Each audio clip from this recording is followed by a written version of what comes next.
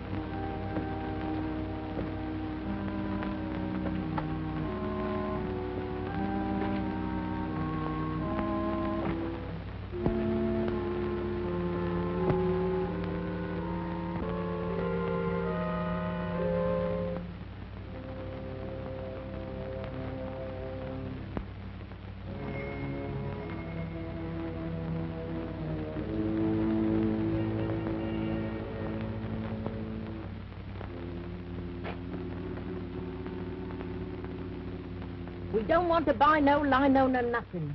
Mr. Dragore, please. Oh, him.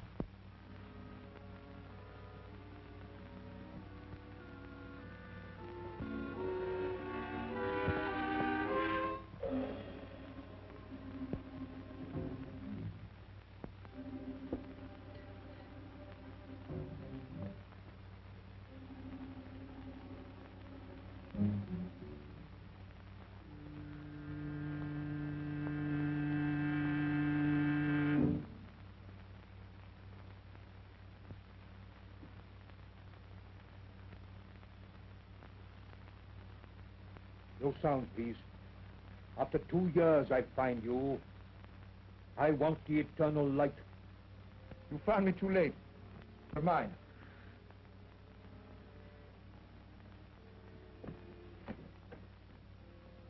I can kill with this from the end of the room. No lies, please. You cannot kill in England, Mahmoud. They get down. If I hang, there are others. The eternal light goes back to the tomb from which you stole it. But I tell you, I have not got it. Please, I'm not a child. I sold it. To whom did you sell it? Professor Morland. That robber of the dead. Has he sold it? He did not buy to sell. What then? Like you, Mahmoud. He Believes? He believes that the eternal light will open for him the gates of paradise?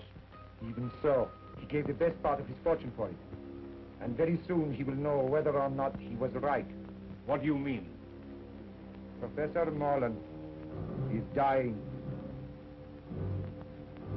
Then you think it will be buried with him? I'm sure of it.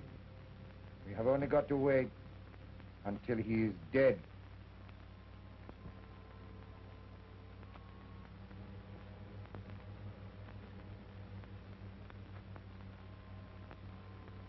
Unrest.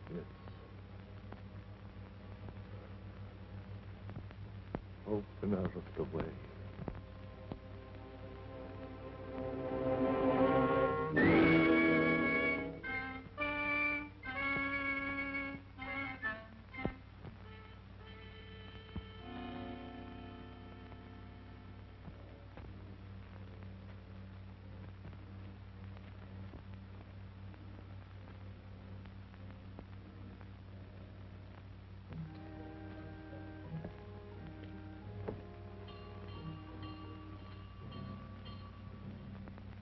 What's that?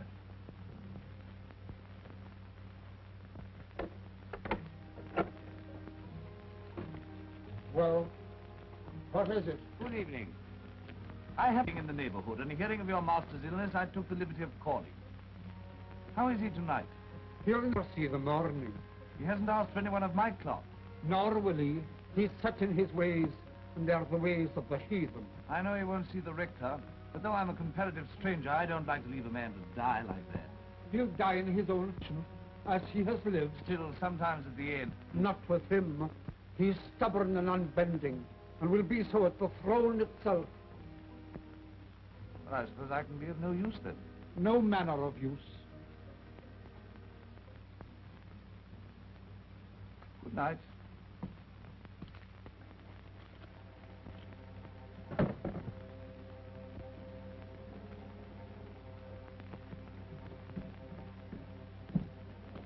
He's asking for you. Where can I find Mr. Brown?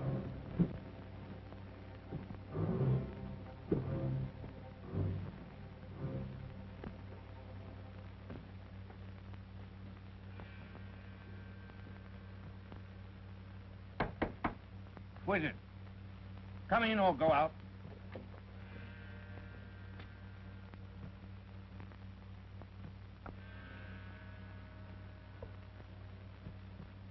You'll have to go up soon if you want to see him again. Curious house, this. Curious owner. Yes, but I suppose a great Egyptologist can't be expected to be like other people. Well, he'll be like a great many other people soon. That's not a very sympathetic thing to say. Well, I'm not a sympathetic man. Want a drink? That's, across the hall, isn't it? I dare say.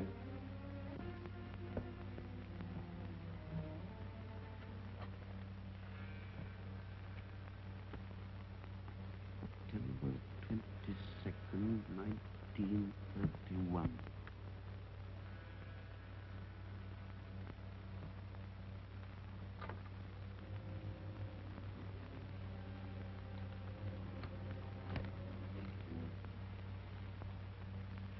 Daily Journal.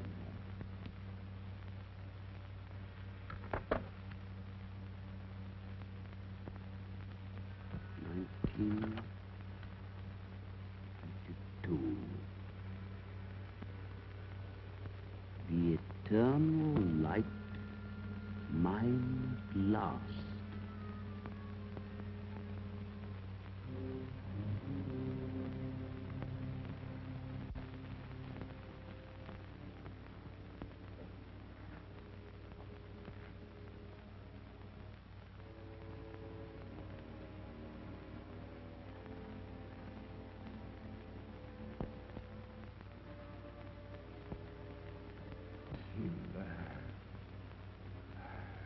And here, The door shut. it is No listeners. none. They are drawn. You were always suspicious. Have you ever trusted a living soul? Only fools. I trust you. Better to trust in the spirit than in the flesh. I put my trust in my own gods. And now, when I am dead, my funeral, you will bury me at dusk in the clothes I told you. You will place the figure of Anubis at the west of the inner chamber. I will. And on the night of the full moon, at the first hour, I will make my offering of the eternal light to Anubis, opener of the ways. If I have done well in his sight, those fingers will close over the jewel, and he will open to me the gates of immortality. The hand of a heathen image will now come to life. Ah, the bandage. The bandage.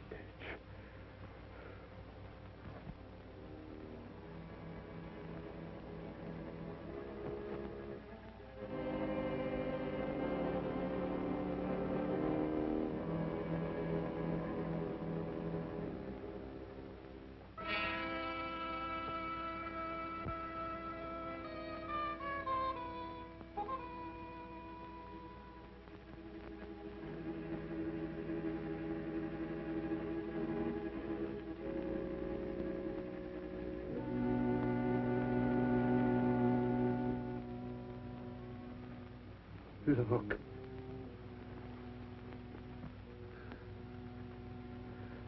This is the eternal light.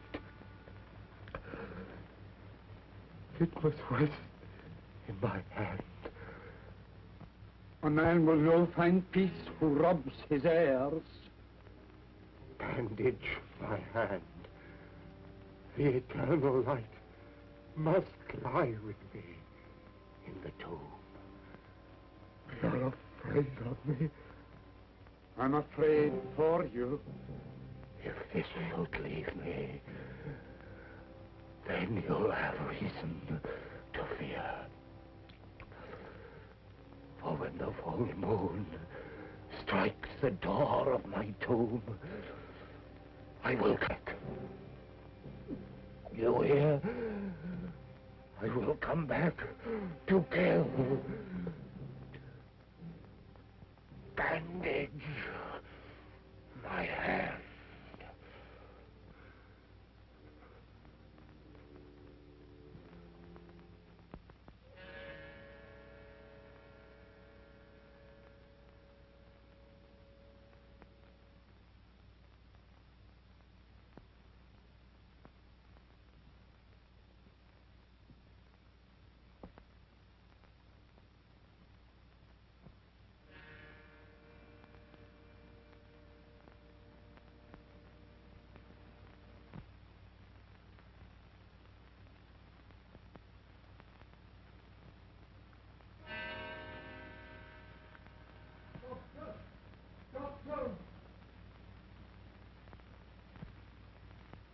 Doctor!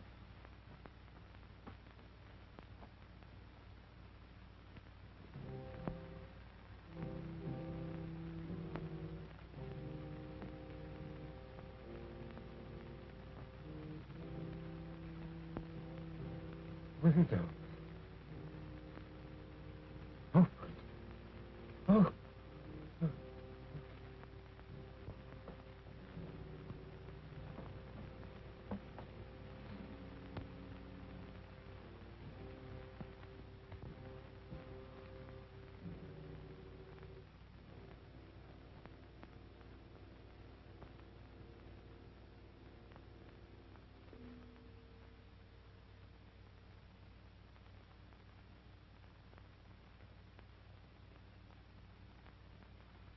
All over.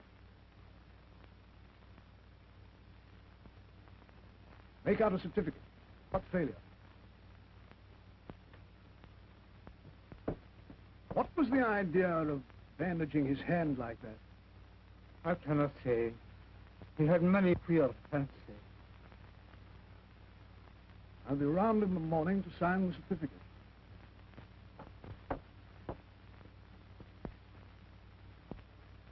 I'll no be leaving my master's side till his body is laid to rest.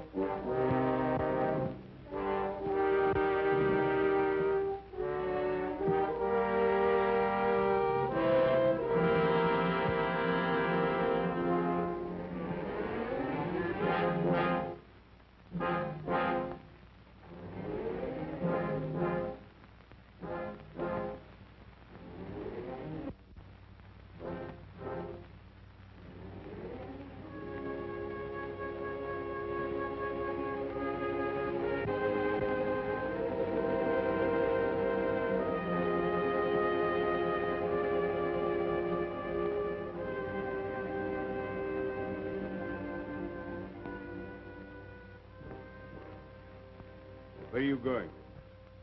To feed the lamp that is to burn inside.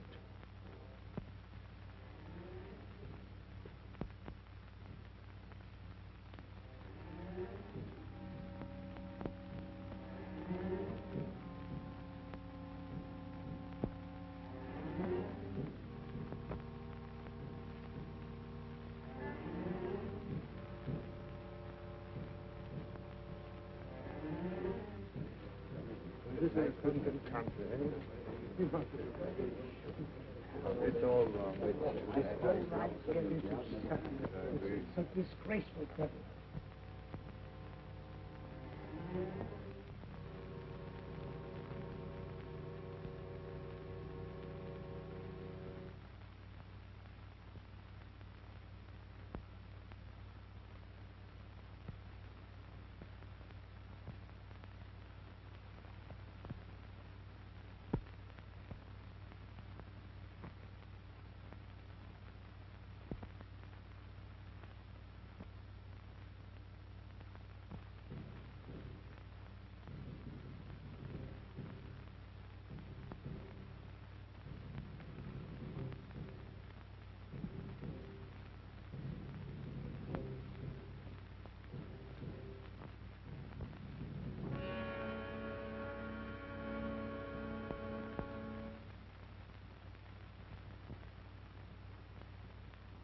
Wait! You're leaving the key inside. Aye. That was another of his queer fancies.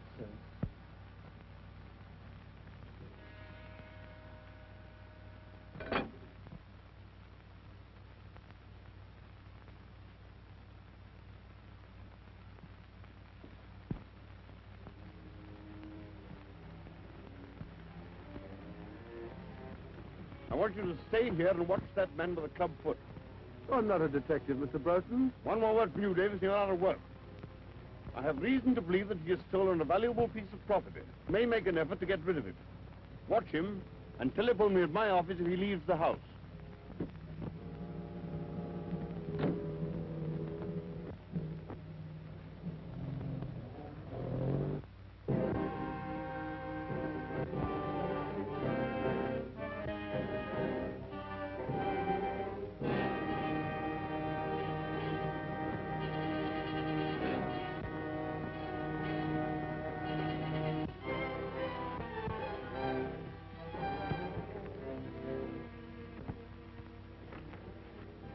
Harlan.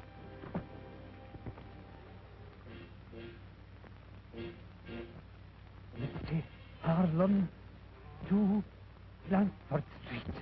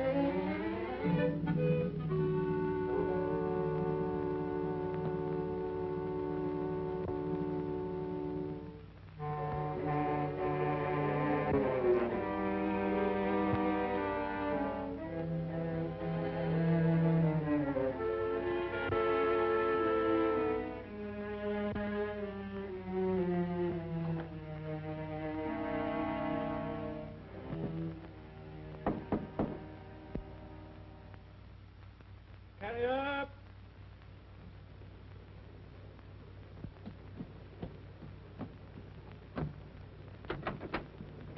From Rapson's. Shillings if you'll drive me to Yaxford Station in time to catch the 5 o'clock train. I'll oblige you, Governor. I was going straight back as it was.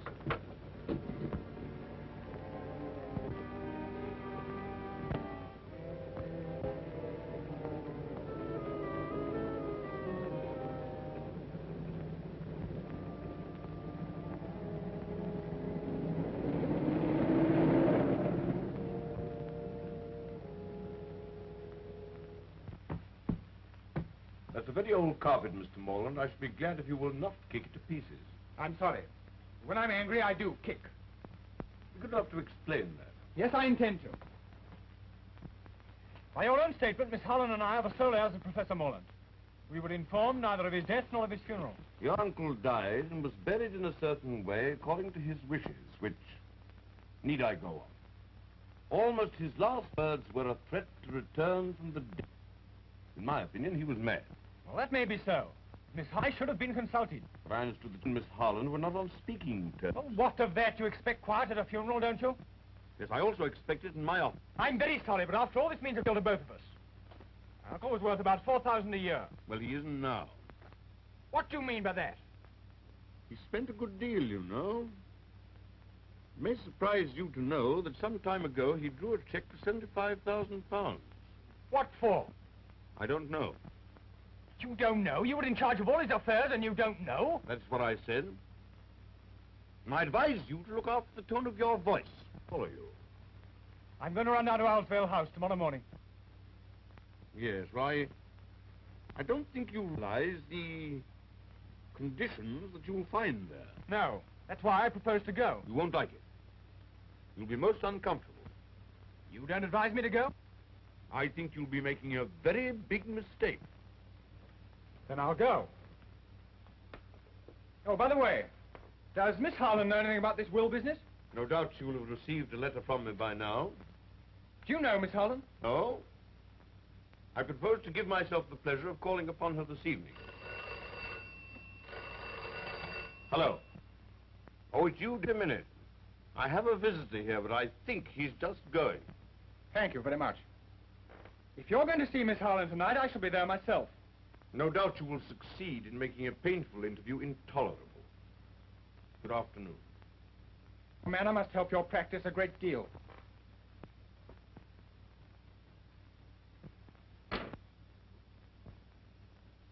Now, Davis.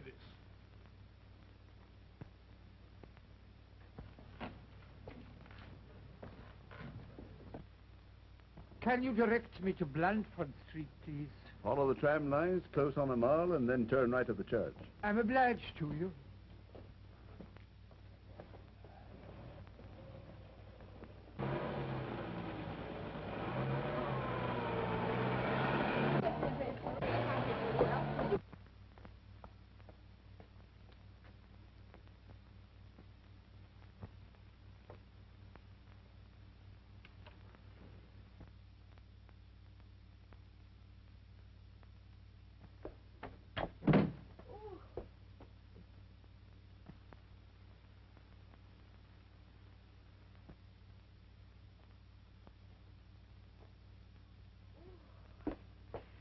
good to get out of that fog. My dear, a most exciting thing has happened. Oh! Oh, don't let it happen again. No, not that. That's a chestnut. It's this. It looks like a solicitor's letter. Just been delivered by hand. Oh, dear. What haven't we paid? I wonder if I'm going to get a shock or not. Oh!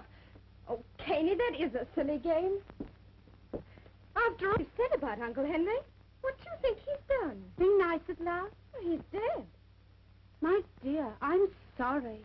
And his solicitor wants to see me. My dear, I'm glad.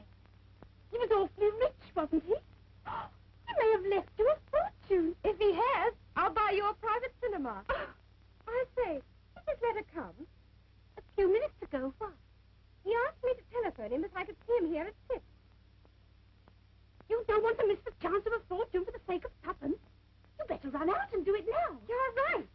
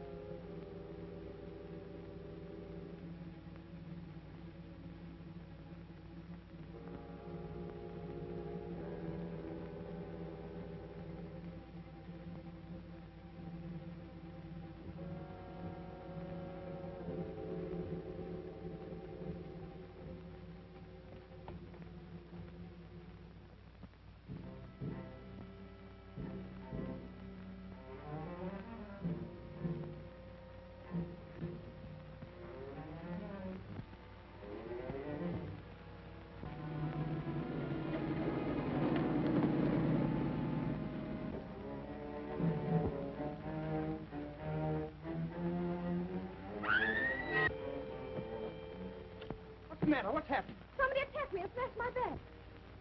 Why, good Lord, it's Betty Harlan. Race Moreland. You would go and get yourself into some kind of mix-up. You would arrive when it's all over. Thank you. Well, I'm going home. Wait a minute. I was on my way.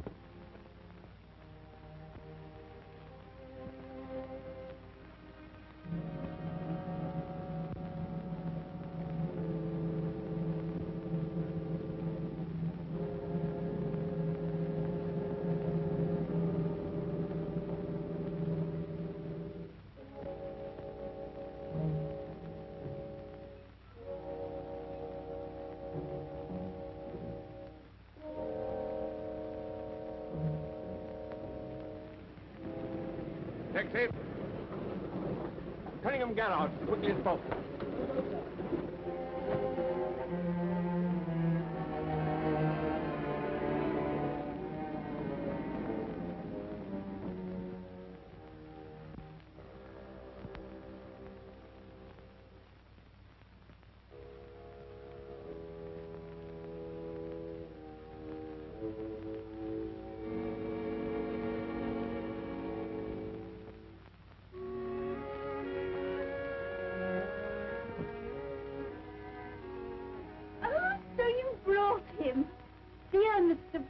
We're delighted to see you. No, it isn't Mr. Broughton. It's my cousin, Rafe Morland.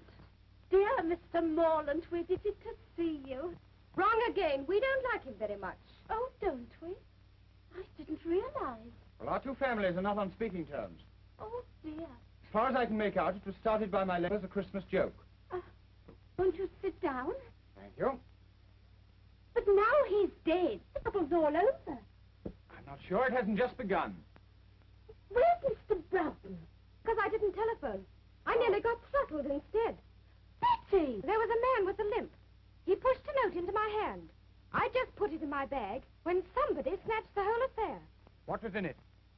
There's something of value at Owl's Vale. Others are after it. So come.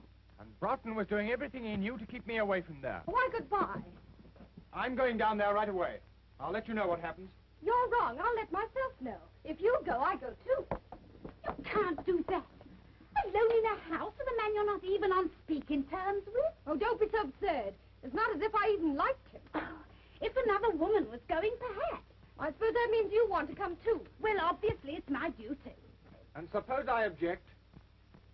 I'm not so broke I can't hire a car. Oh, all right, you win, but for goodness sake, hurry.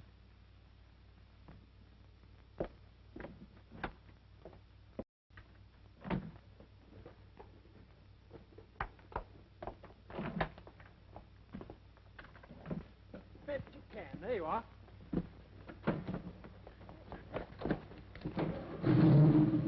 Oh, this is an unspeakable car. There's no room for my leg.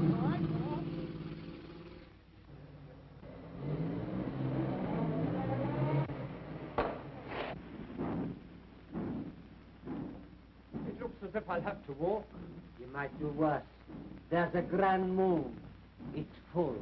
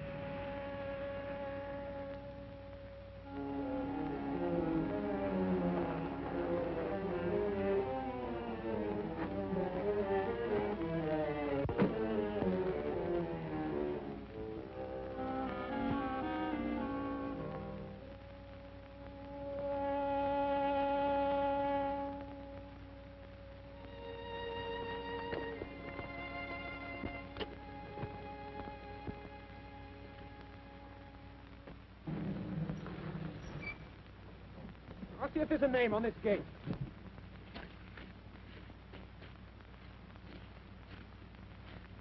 No, there's nothing to show this place. But there aren't any other places, and I'm frozen. Well, it's no use going to the wrong place. Wait a minute, here's someone on a bike. Hi there, Cocky, wait a minute. Oh, hello. I'm awfully sorry, I didn't see you were a parson. Oh, that's all right. Any trouble? Oh, no, no. We just want to get to Owlsvale House.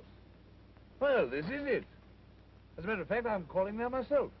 Did you know my uncle, Professor Morland? Oh, slightly.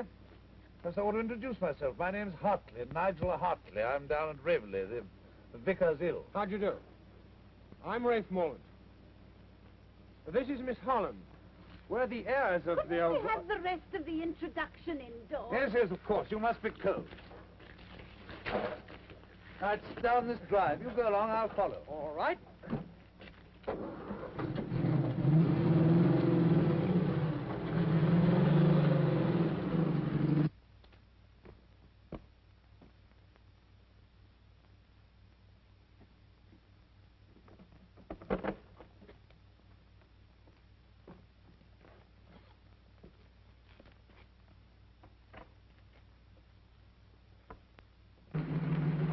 Here we are.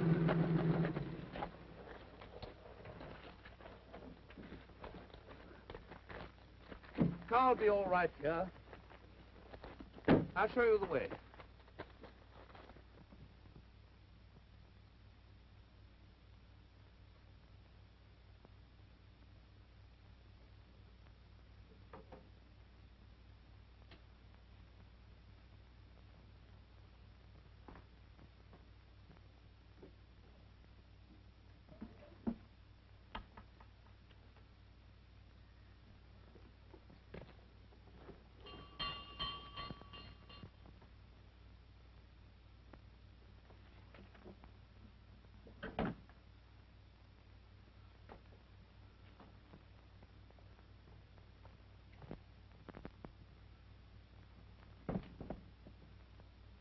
What a horrible house. I wish I was home in bed. I can hear someone coming.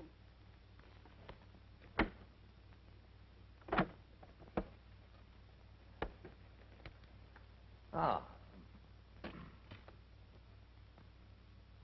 Well, don't stand about. Come inside.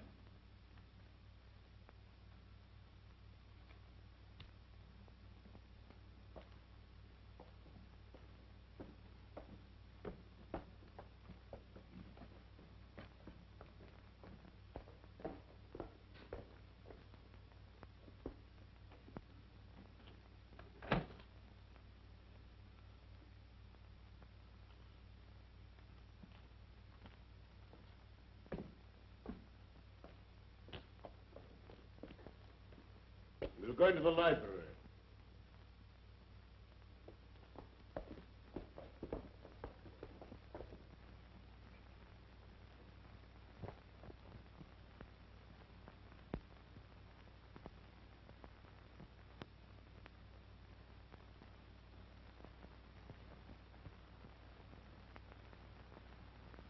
Really, you're the rudest man alive.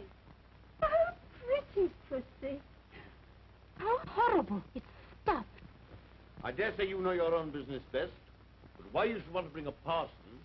A pure accident. We met at the gate. So naturally you brought him in. Broughton, I can stand a certain amount, but no more. Oh, come, don't let's make a battle of it.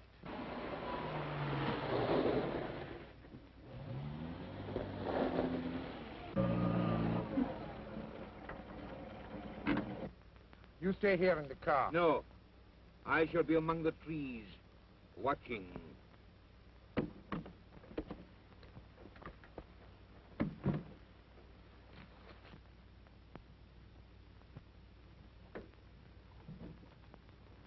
You may say I have no right to express this opinion, but to my mind it's a scandalous and disgraceful burial which may have disastrous consequences. It would be very disastrous if he came back, wouldn't it? I quite see Mr. Hartley's point. Yes, you make friends quickly, don't you? And enemies quicker. Need we have these childish squabbles? We all know the dead men don't come back. Oh, I wish I was back home in bed. Hadn't somebody better answer that?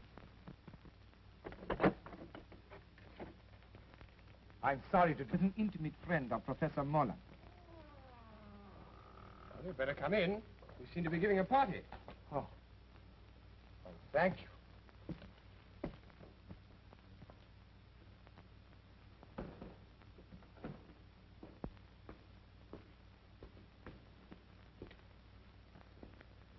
My name is Aga Ben Dre.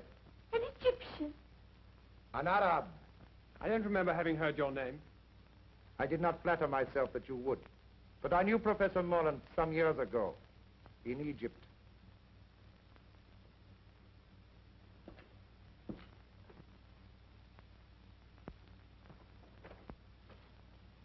I heard too. I must protest against anything of the sort. Why shouldn't the poor man look at his friend's tomb? I don't mind him going. I can't believe that you'd willingly encourage paganism. The Egyptians were not pagans, sir. As no doubt you know, Miss... Caney, I think you're all being unkind to Mr. Drore. I don't think you people realize quite how far Moreland's queer ideas took him. He even believed that after his death at a certain hour, the image of Anubis would come to life in his tomb and rule. It's horrible. Well, I can't see that it matters. After all, if that sort of mumbo-jumbo gave him any comfort, It matters a great deal. If my suggestion is likely to hurt anyone's feelings, please forget it. Oh, I love you, Mr. Dragore. Oh, your sympathy is more than charming. Well, what about a cup of coffee after your cold drive? I dare say we should find some in the kitchen. May I offer my services as pantryman? Quite sweet of you. Come, Mr. Dragore. For sheer speed. She'll not let him out of her sight for a moment now. Perhaps that's just as well. I'm making a fire in the library. Yes. I'm sorry there should be this sort of atmosphere. After all, we're only ships that pass in the night. You want a drink or will you pass now? Oh, well, thank you very much.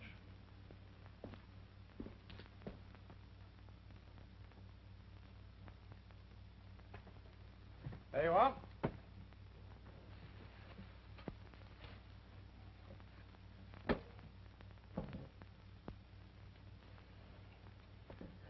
Well, if you build it that way, there won't be any draft.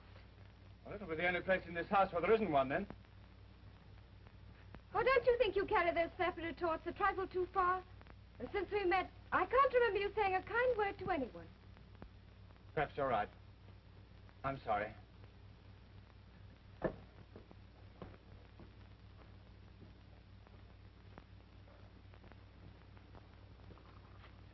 Six cups. That's just 4 too many. Eh? Tell me about Egypt. Have you ever seen a sheik? I am one. What?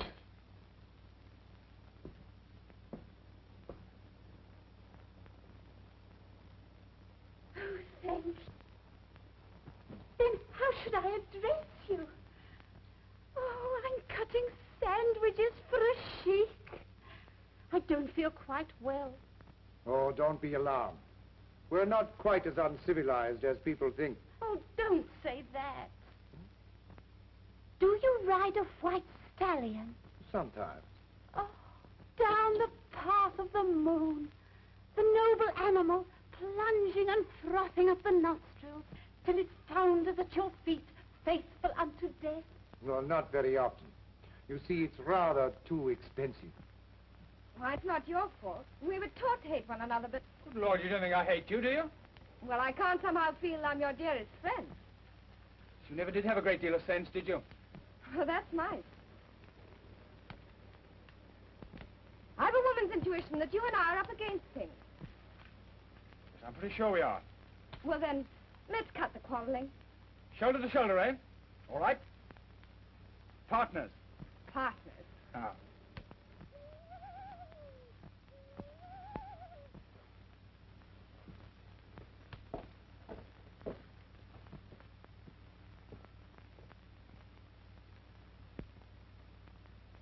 Oh, what a wonderful night. It's a full moon.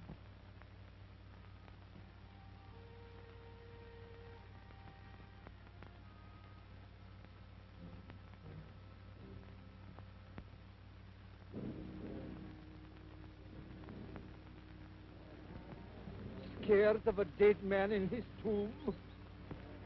Shame on yourself. Are you a child that your knee should rattle at the talk of a madman?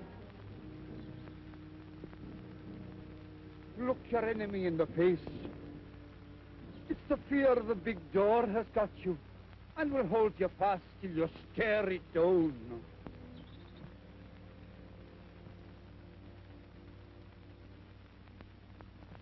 Do dead men walk? I'm no thinking a dead man will cross my path tonight.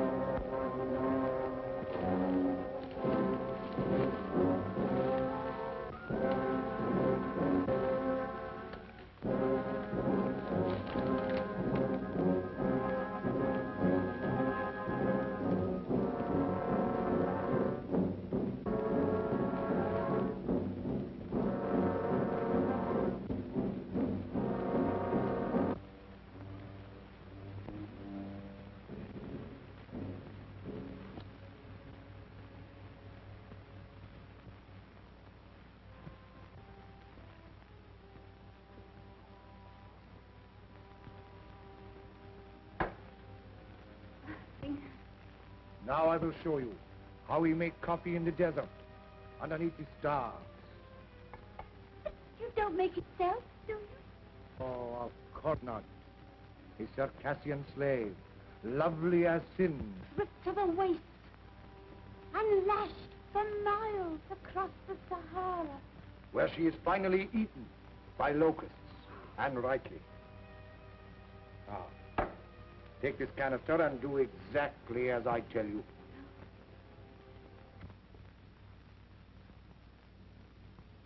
Two.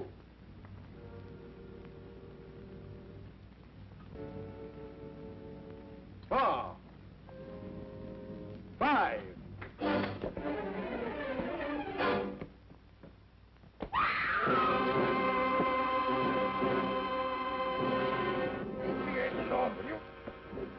Out the way from... What's the matter with you? Are you mad, eh?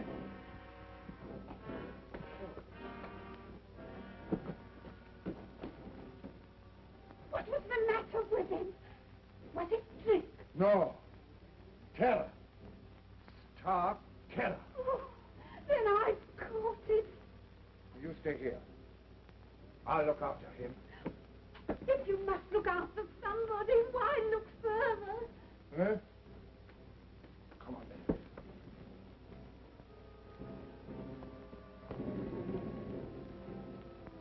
Rafe, that limp, I'd swear to it anywhere.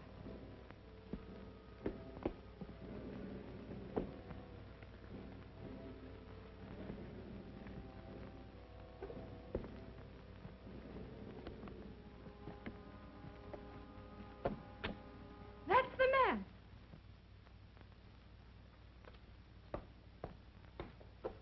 Look here, did you give a note to this young Gather lady? up your things and get out of here. The master, I've seen you. I did. That's the last time I'll ever try to make coffee in a strange house. Man with a limp. Who was he? Lang, your uncle's servant. Well, he seemed mad to me.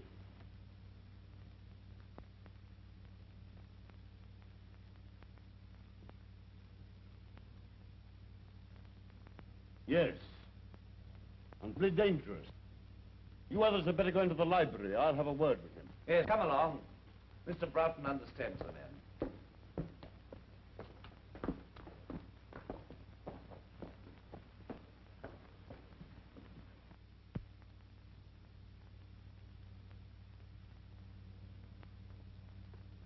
It would do no harm to warn my man to stand by.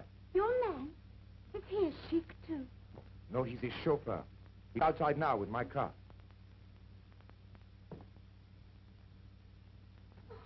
You're not leaving us, are you? My dear lady. Not a very courageous person, our foreign friend. You think he's run away? Absurd. I'd like you riding your bicycle with a Circassian slave, lovely as sin, across the handlebars. What on earth are you talking about? Now listen, good people. Good Don't you think perhaps we're allowing this thing to get on our nerves? Don't you think perhaps if we took a grip on our self-control... Now listen, good parson. This is our show, and our nerves are probably just as good as the next man's. So keep that sort of talk for your pulpit. Ray. Oh, well, of course, I've no wish to interfere where I'm not wanted. Then don't. This is not a Sunday school.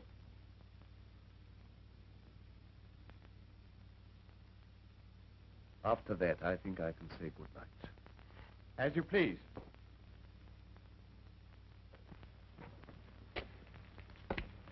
Well, I'm sorry I was offensive. Good night. Oh, well, the tongue is an unruly member, is it not? Yes. Yes.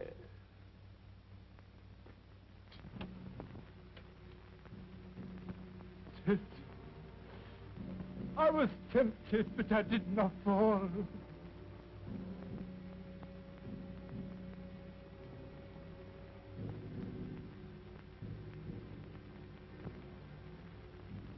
I did not fall.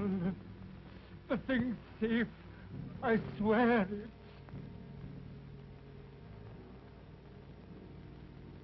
When you told me you'd come back from the grave, how could I believe you? I never knew such things could be.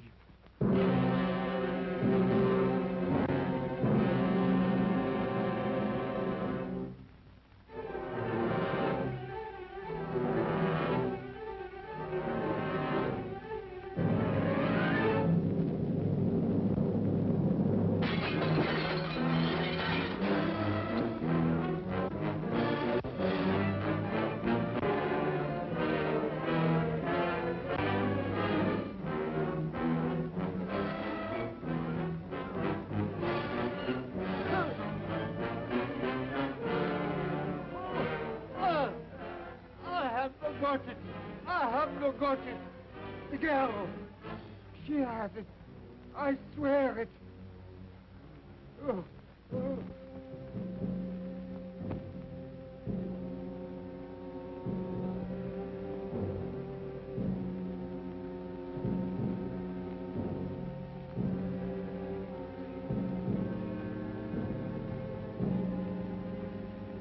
What on earth's the matter with you? Look as if you'd seen a ghost. I have. I saw Morland as plainly as I see you. I'm going to mix myself a drink.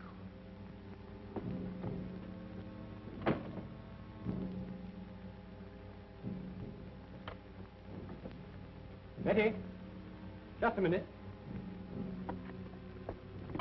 Well? I have an idea they're trying to scare us out of this house.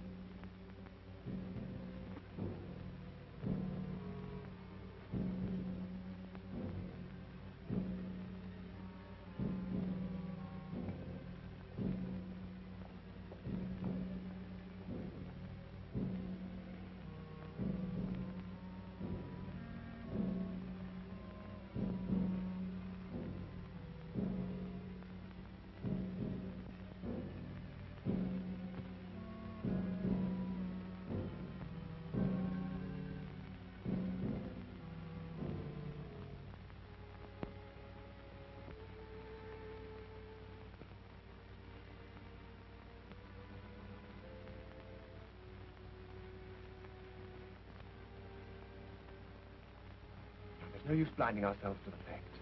There must be something pretty big at stake. Something that depends on getting rid of us. And me. What are we going to do?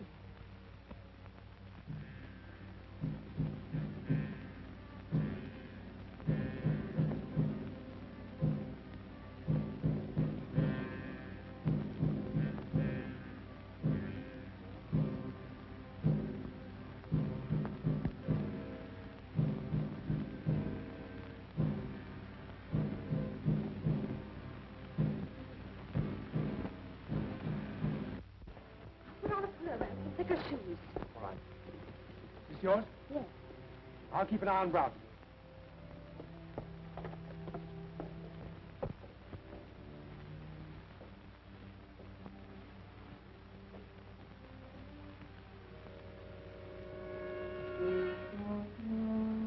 Well, I think you've every chance of seeing things if you lower Scotch at that pace.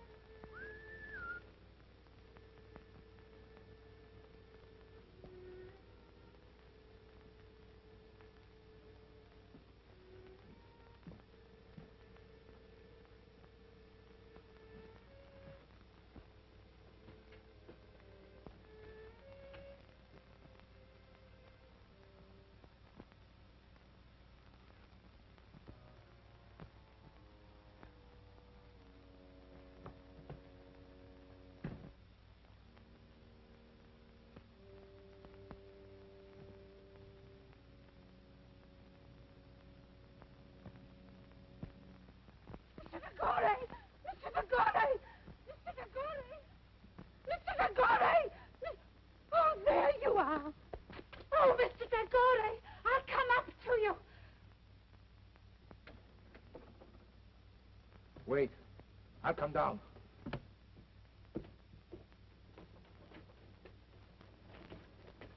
What do you want?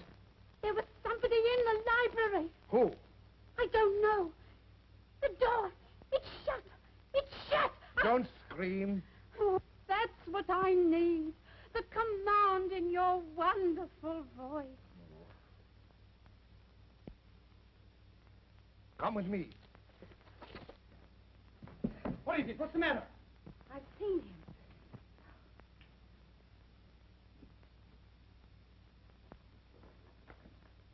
Now perhaps you believe what I told you. Get me a glass of water quickly, will you?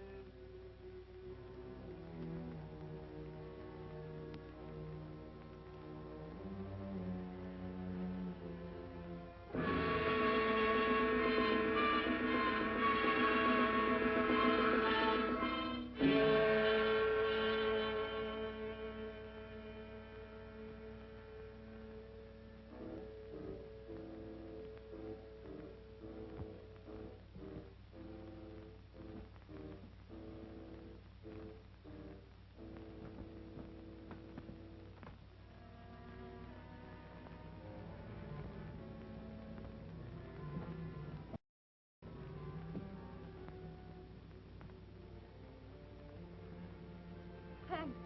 I wasn't hurt. Only frightened. Broughton, see if you find Miss Caney, will you?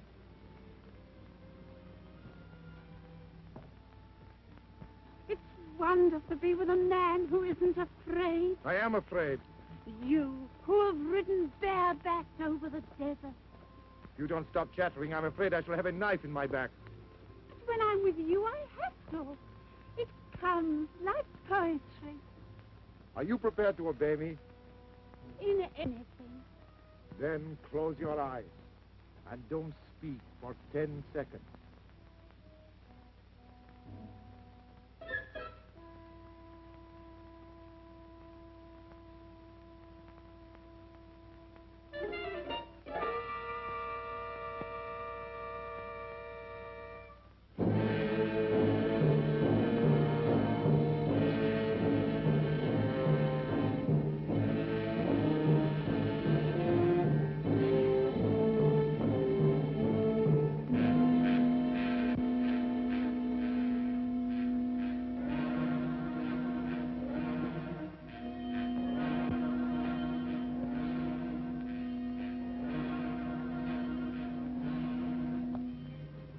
We all panic sometimes.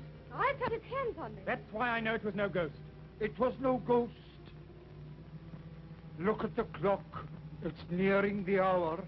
I know where to find him now. He's gone back to the tomb, to his heathen gods. Then you and I will... Wait a minute. What's his doctor's telephone number?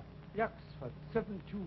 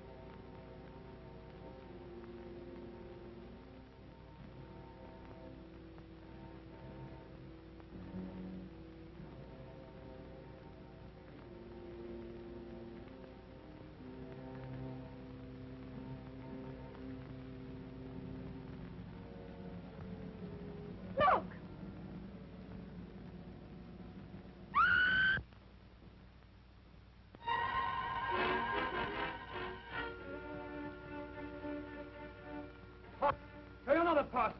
Just a dirty crook.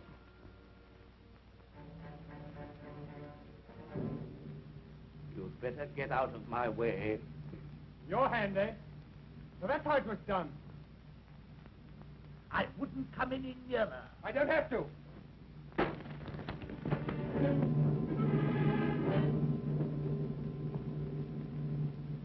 Look, if you please. Thank you. Come on now.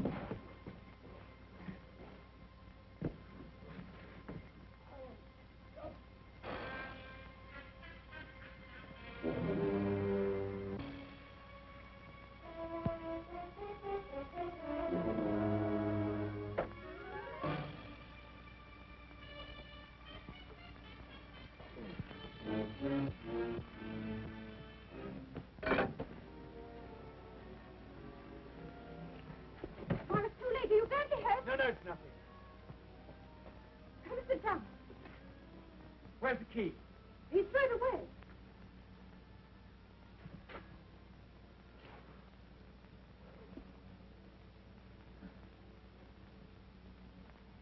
When I phoned the doctor, I told him to bring the police. They ought to find us stuff. Even if they do come, how can they break down that door? They'll find a way.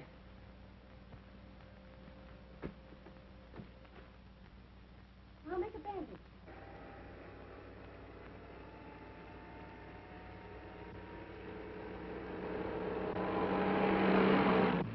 The doctor in charge didn't understand the case.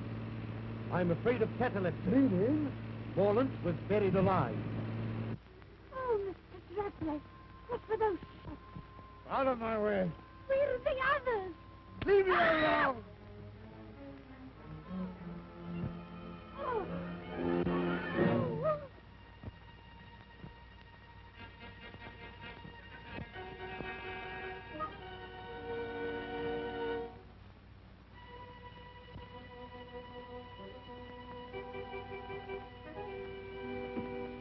I rather thought you might be leaving in a hurry with something in your pocket that doesn't belong to you.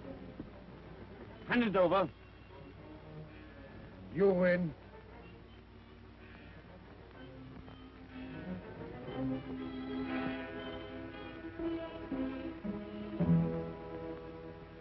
That woman!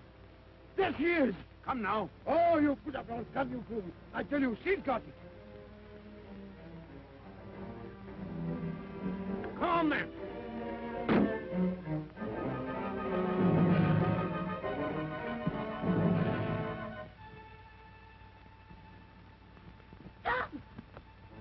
Now, Miss Taney, if you please. I don't think so. You fool! If either of you two horrible men so much as move in it goes. You don't know the value of that jewel. I don't care for the value, it'll go. And if you shoot, I'll go with it. I mean it. Down 30 feet. And about 60 feet of water. And then Australia. I can't see to hide it. That light seems much lower.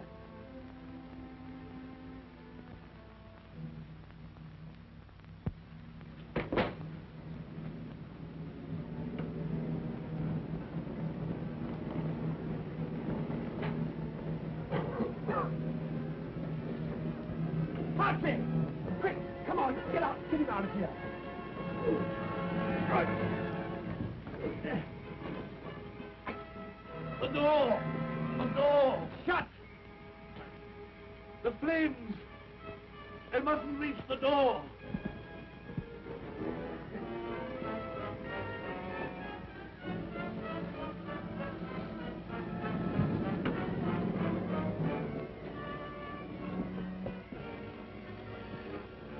no good. You can't breathe in there. A cartridge. Here.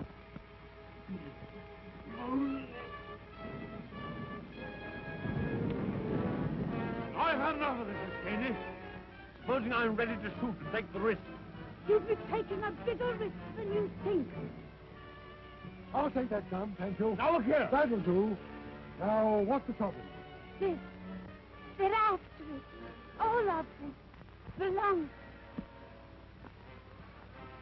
I'll carry her to the house.